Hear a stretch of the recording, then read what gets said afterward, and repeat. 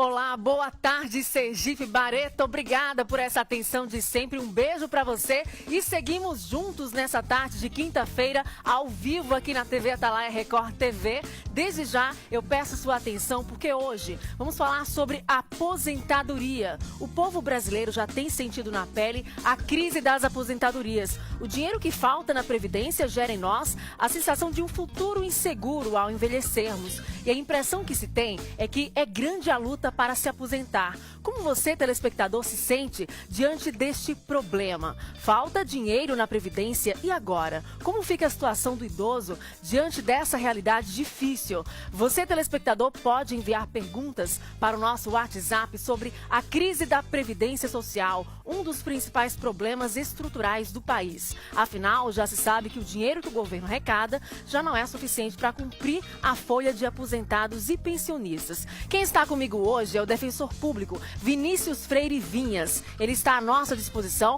para ajudar e tirar suas dúvidas sobre a aposentadoria durante o programa. Faça suas perguntas pelo WhatsApp aqui do Boa Tarde Sergipe e saiba como o defensor público pode ajudar você na luta pelo direito à aposentadoria. Hoje também teremos reportagem do dia sobre o assunto e direto da redação, a jornalista Andréa Roosevelt traz também notícia boa: benefícios para os idosos aprovados esta semana. Vamos saber já já. Passe a tarde com a gente.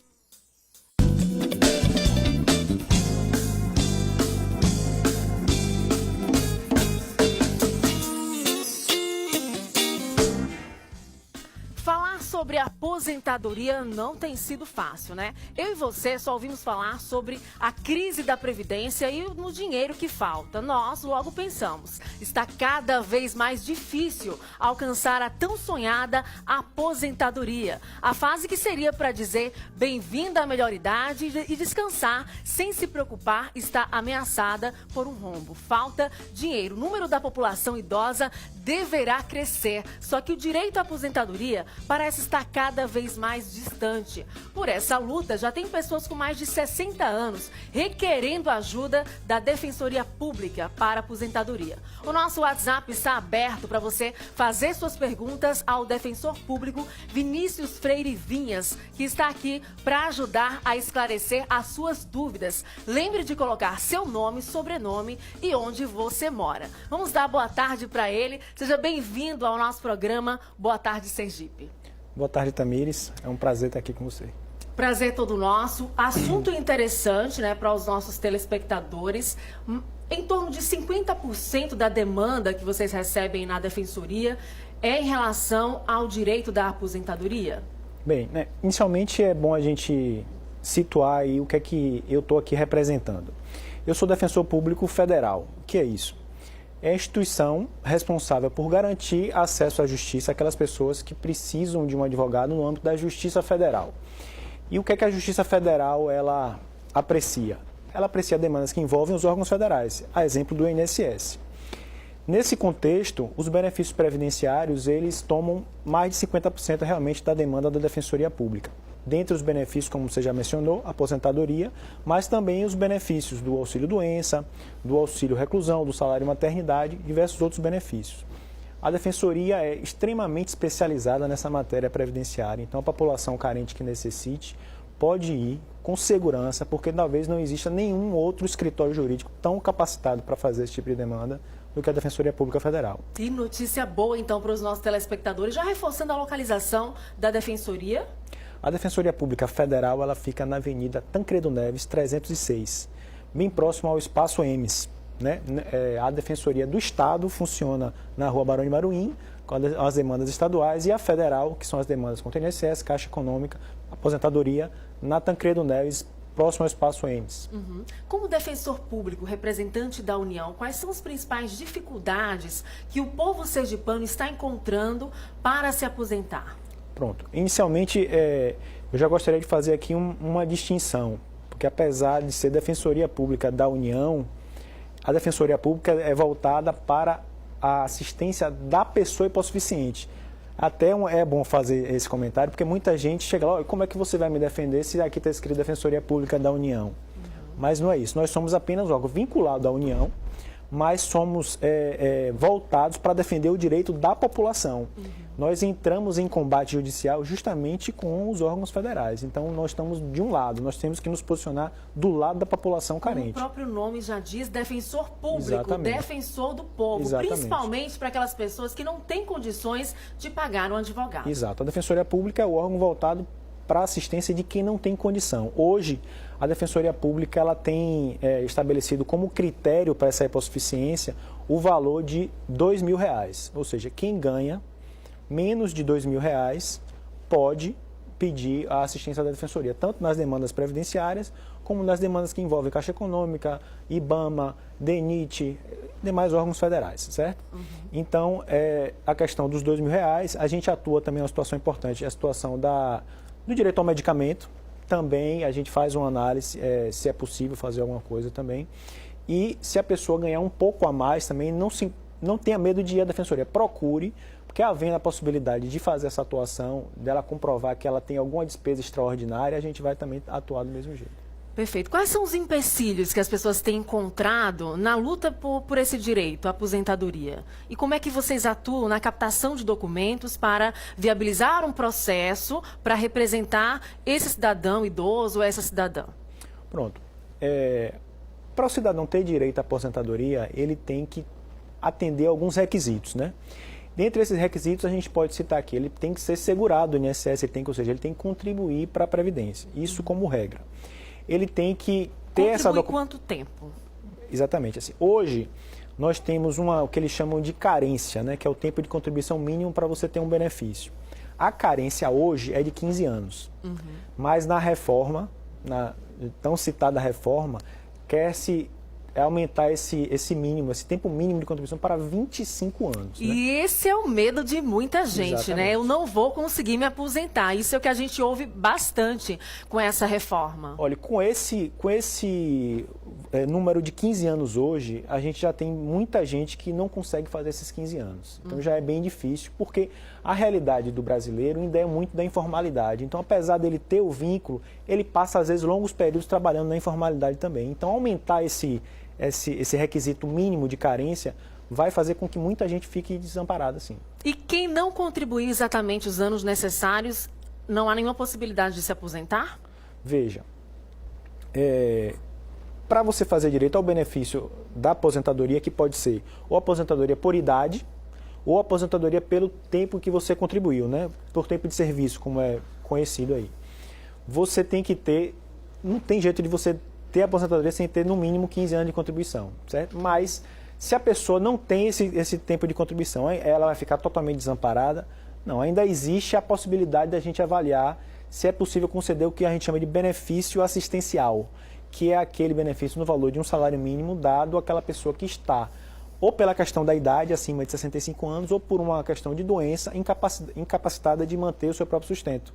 Então, ainda há essa possibilidade. Muitas vezes a gente chega e faz essa análise na defensoria. Se defensoria. estiver incapacitada de manter o próprio sustento. Exatamente. Se não puder trabalhar. Se não puder trabalhar, nem tê-la mantido pelos seus familiares. Né? É feita uma análise social daquela família para ver se aquela pessoa tem ou não condição de se manter. E aí a defensoria pega essa documentação. Qual seria essa documentação? Carteira de trabalho, guias de recolhimento da Previdência Social, os documentos pessoais da pessoa, normal, identidade, comprovante de endereço. E assim, a pessoa não tendo esses comprovantes, ela está impossibilitada? Não.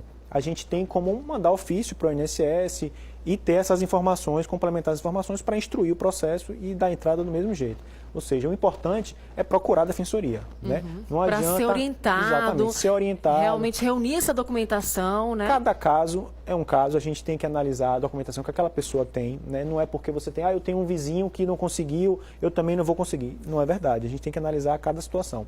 Né? Então é feita essa análise, quando necessário, é feito a comunicação com o INSS. E não sendo realmente possível o benefício da aposentadoria, a gente tenta ainda fazer análise do benefício assistencial. Tem participação aqui de telespectador. Carla Moraes, do São Conrado, diz o seguinte: minha mãe tem 62 anos. Quando ela pode dar entrada na aposentadoria por idade? Pronto.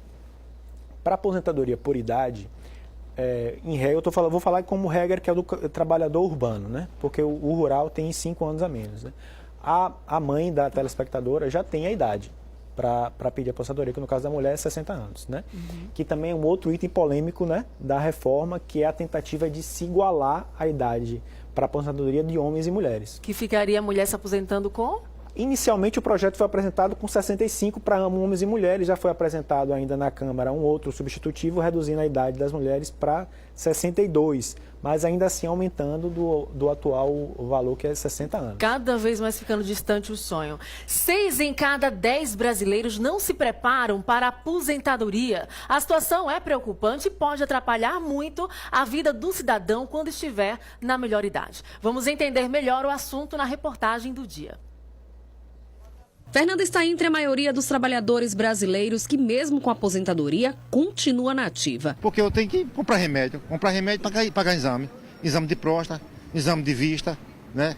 Comprar remédio, porque eu ganho R$800. Tem que trabalhar. Para os que pretendem ter uma qualidade de vida, os economistas recomendam fazer uma poupança ou algum tipo de aplicação que possa garantir uma velhice mais tranquila. Outra opção é a previdência privada, já que o teto máximo da aposentadoria do INSS é de pouco mais de R$4.000. Aquelas pessoas que se aposentam, que vão se aposentar e sabem que vão ter uma redução salarial, de renda, aliás, não é salarial, uma redução de renda. Então, ele tem duas alternativas. Ou ele vai continuar desenvolvendo alguma outra atividade que gere uma complementação de remuneração para ele, que permita ele manter o mesmo padrão de vida, ou então ele tem que se preparar para de que ele vai ter que adaptar o seu orçamento, os seus gastos ao orçamento que ele tem. Mais de 70% dos trabalhadores contribuem de alguma forma para o INSS, seja assalariado ou autônomo. Mas 6 de cada 10 brasileiros não fazem nenhum tipo de investimento visando a aposentadoria. O principal motivo? A falta de recurso. Apertar, fazer e refazer contas. É dessa forma que o analista Márcio se encaixa entre os 6,2% das pessoas que fazem algum tipo de previdência privada. Meu pai, desde uns 15 anos, ele falou para mim correr atrás de uma previdência, além do INSS, para no futuro, quando tiver uns 50, 60 anos, me aposentar e ter uma renda fixa. Porque hoje em dia todos sabem que é difícil, a aposentadoria, viver só da aposentadoria. Hoje em dia o pessoal aposenta e tem que continuar trabalhando para complementar a renda, porque só da aposentadoria não dá mais para viver hoje. É verdade, isso é muito comum. Se aposenta, o dinheiro da aposentadoria é apenas um adicional, mas tem muita gente com mais de 60 anos que continua sim trabalhando. E tem muita gente que não se planeja para essa aposentadoria e aí acontece alguma emergência com profissionais liberais, por exemplo, e não contribuíram. Sim, verdade. A gente já, na Defensoria Pública, já teve a oportunidade de patrocinar interesses de advogados, inclusive aposentados, que durante toda a sua vida laboral, nunca se preocuparam em contribuir para a velhice. E às vezes acontece a situação inesperada e ele se vê desamparado, né? Então é isso que a gente deixa o recado de que é um investimento importante a se fazer, né? Para precaver justamente essas situações tão tristes que acontecem na vida da gente. Né?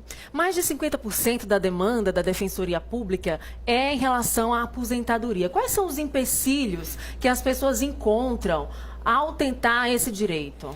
Bom, especificamente com relação à aposentadoria, o empecilho maior é o de comprovar realmente o tempo de contribuição que ela teve. Porque muitas vezes ela tem uma empresa na carteira, essa empresa não recolhia, não fazia os recolhimentos da Previdência, e aí não consta no cadastro do INSS aquele tempo de trabalho. Então, esse é o principal impasse. Então, as pessoas têm que estar alerta a isso, né? Tem que estar exatamente alerta. Hoje já é possível você, pelo site do INSS, você acompanhar os dados do seu CNIS, né? do seu o número que a gente chamava antigamente de PIS, tem como você pegar essas informações pelo site, para justamente não ter surpresa no momento da velhice. Um outro problema também de aposentadoria são as aposentadorias especiais, de quem trabalha sob condições insalubres, que também são mais complicadas, demandam perícia. E em termos previdenciários, assim, a grande demanda é do auxílio-doença. E o auxílio-doença, como consegui-lo? Em que situações? O auxílio-doença é o benefício que tem direito a pessoa que está temporariamente incapacitada para a sua atividade habitual. Né? Então, aconteceu um acidente, por exemplo, seria isso? É uma possibilidade. A gente tem, assim, até para fazer a diferença de atuação da Defensoria e da Defensoria federal, se o acidente é um acidente de trabalho, até interessante essa informação, o acidente de trabalho, a responsabilidade por julgar esse tipo de situação é da Justiça Estadual. Então a pessoa tem que procurar a Defensoria do Estado, lá na Barão de Maruim. Mas se for um acidente, está na rua, tem um acidente de carro, numa situação que não era de trabalho, é benefício de auxílio-doença comum. Se teve uma doença, ficou incapacitado, precisou fazer uma cirurgia, Defensoria Pública Federal normal, certo?